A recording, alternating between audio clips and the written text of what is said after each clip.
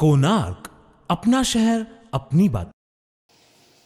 आज जो खबर हम आपको बताने जा रहे हैं, इस खबर को काफ़ी गौर से सुनिएगा और इसको एक खबर की तरह सुन के नज़रअंदाज मत कीजिएगा, क्योंकि ये हर एक व्यक्ति और उसके परिवार से जुड़ी हुई बात है।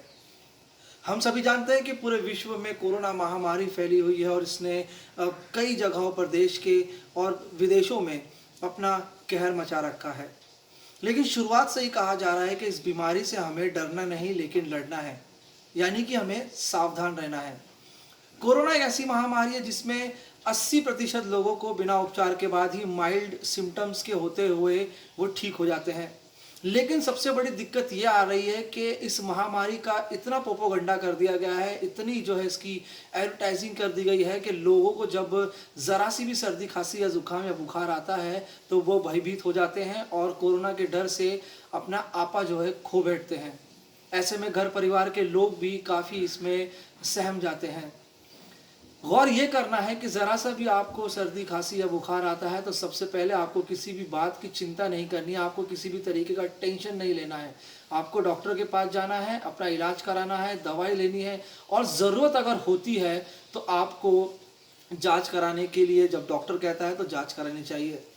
लेकिन अगर आप ये सोचेंगे कि ज़रा सी ही सर्दी खांसी में या फिर अगर आपको कोरोना हो भी जाता है तो सबसे पहले हमें ये बात ध्यान में रखनी है कि हमें किसी भी तरीके का मानसिक तनाव इस बीमारी में नहीं लेना है, क्योंकि अधिकतर पेशेंटों की तबीयत यहीं पे जो है ख़त्म हो जाती है, तबीयत ख़राब हो जाती है जब उन्हें कोरोना हो जाता है। जब उन्हें पता चलता है कि उन्हें कोरोना हो गया है तो वो मानसिक संतुलन से पूरी तरीके से डामाडोल हो जाते हैं और उसी के वजह से उनकी परिस्थितियाँ और गंभीर हो जाती है, यानी कि उनकी स्वास्थ्य पे खासा असर होता है।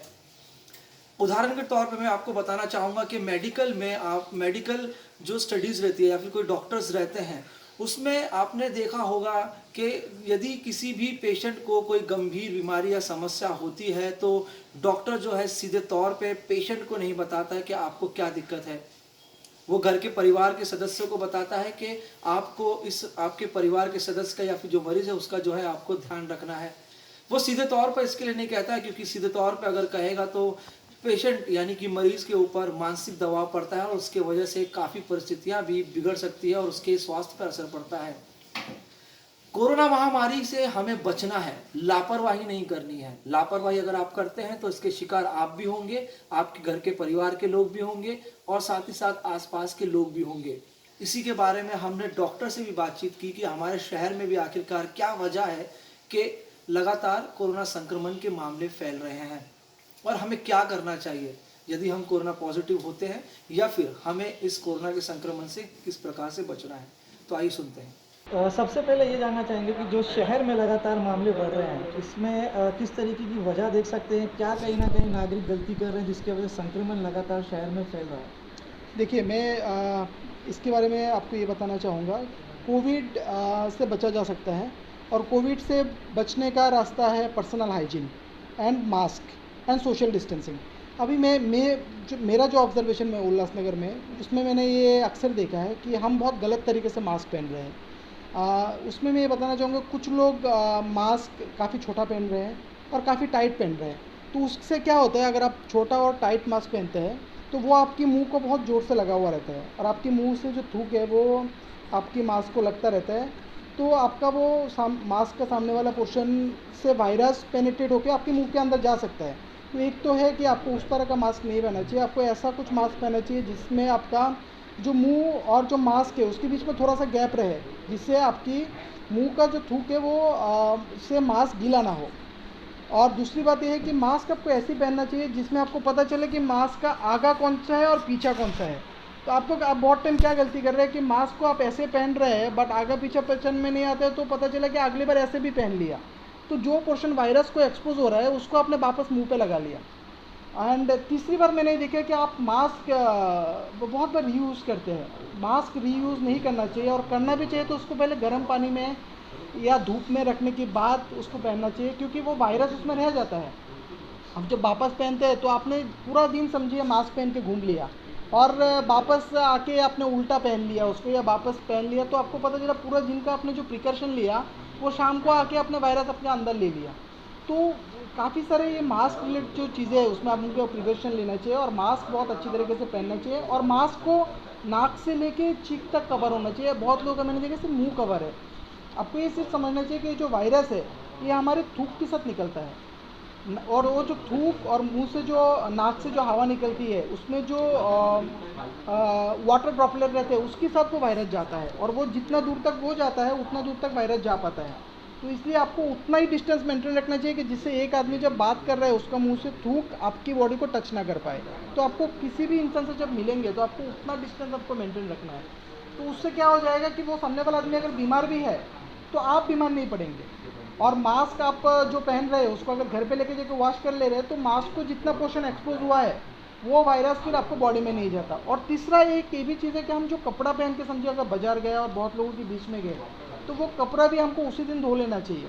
तो उससे क्या हो जाता है कि अगर उस कपड़े में भी किसी का थूक लगा हुआ है तो वो वायरस आपको दूसरी जगह पे टच नहीं होता। आपके बच्चे या आपके घर में आपके मम्मी पापा रहते हैं जो बहुत ज़्यादा आसानी से बीमार हो सकते हैं, वो लोग उससे बच सकते हैं। इसलिए आप अगर आप बाहर घूम के आए तो कपड़ा बाहर ही अगर खोल लेंगे या इमीडिएटली बाथरूम में जाके बाथरूम में कपड़ा धो लेंगे तो उससे भी आपके घर वाले बीमार होने से बच जाएंगे। मैंने बहुत बार ऐसा देखा है कि बेटे को कुछ नहीं हुआ, बेटा बाहर काम कर रहे हैं, माँ बाप घर से नहीं निकलते मगर माँ बाप पॉजिटिव निकले।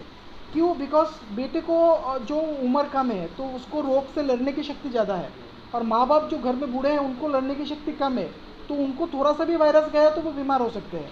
तो इसलिए मैं ये भी बोलूँगा कि आप अपनी जो अंदर की शक्ति है, जो रोग प्रतिरोधक शक्ति है, उसके लिए भी आप लोग थोड़ा सोचिए और खान पीन में सुधार लाइए। जैसे दारू पीना एकदम बंद होना चाहिए, बिकॉज दारू से क्या होता है आपका लीवर डैमेज होता है, और लीवर डैमेज हो गया तो आप आपके जो बॉडी में जो रोग प्रतिरोध की जो एंजाइम रेडी होती है वो नहीं हो पाएगी, तो आप बहुत आसानी से बीमार गिर जाएंगे।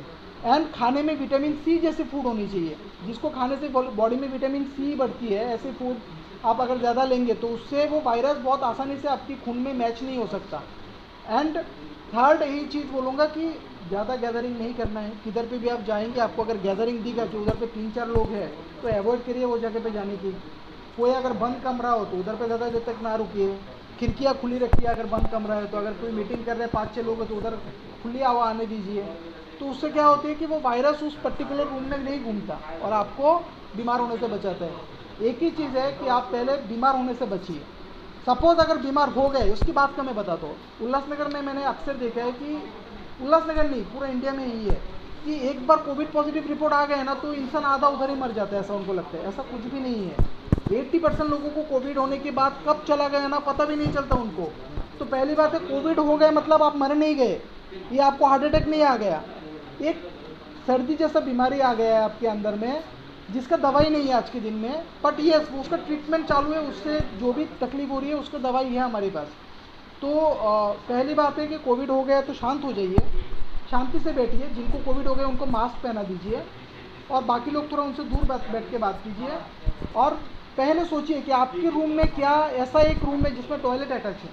अगर कोई एक ऐसा रूम है जिसमें टॉयलेट अटैच है तो उस पेशेंट को उस रूम के अंदर रहने दीजिए और बाकी लोग बाहर का टॉयलेट और बाहर का रूम में रुकिए, पैनिक नहीं हुई है। फिर सोचिए कि जिनको ये पॉजिटिव आया है उनको कुछ तकलीफ है क्या, लाइक सांस लेने में तकलीफ आ रहा है क्या, या उनको बहुत ज़्यादा खांसी हो रहा है क्या, उनको बुखार आ गया है क्या। अगर ये तीनों ही चीज़ नहीं है तो उनको उस घर में रहने दीजिए। और एक सुविधा है गवर्नमेंट का जिसका नाम है होम क्वारंटाइन, मतलब किसी के पास अगर खुद का टॉयलेट अलग एक टॉयलेट और बेडरूम है तो वो खुद से होम क्वारंटाइन का डिक्लेरेशन दे सकता है, दे के अपने आप को होम क्वारंटाइन रख सकता है। उसमें कुछ सरकारी नियम है, वो नियम का पालन करना है। वो नियम पालन करेंगे तो आपको हॉस्पिटल में आने की भी ज़रूरत नहीं है। देखिए हॉस्पिटल किसको आना है, हॉस्पिटल उनको आना है जिनको सांस लेने में तकलीफ हो रही है या बुखार आ गया है या बहुत ज़्यादा खांसी है। आप अगर नॉर्मल है और आप हॉस्पिटल में आके बेड ले रहे हैं तो आप ये सोचिए कि आप एक बहुत ज़रूरतमंद पेशेंट का बेड को ऑक्यूपाई कर रहे हैं, जिसको बेड नहीं मिल रहा होगा किधर पे भी, तो उसके साथ अन्याय भी है। तो मैं आपसे यही निवेदन करूँगा, पहले चीज़ है कि अगर आपको कोविड पॉजिटिव डिटेक्ट होता है तो आप पहले सोचिए कि आपको उतना बीमारी है क्या कि आपको हॉस्पिटल जाना है। अगर उतना बीमारी नहीं है, आपके रूम है, रूम में टॉयलेट अटैच है, रूम में होम क्वारंटाइन हो जाइए। तकलीफ होगा तो अपने डॉक्टर से बात कीजिए, हॉस्पिटल से बात कीजिए, हमारे पास आइए, हम आपका ट्रीटमेंट करेंगे। आपसे यही निवेदन है कि आप सोशल हाइजीन मेंटेन कीजिए, सोशल डिस्टेंस मेंटेन कीजिए, अच्छे से मास्क पहनिए। और कोविड अगर किसी को भी डिटेक्ट हुआ तो उनको समझाइए कि पैनिक ना हो। धन्यवाद। कोणार्क, अपना शहर अपनी बात।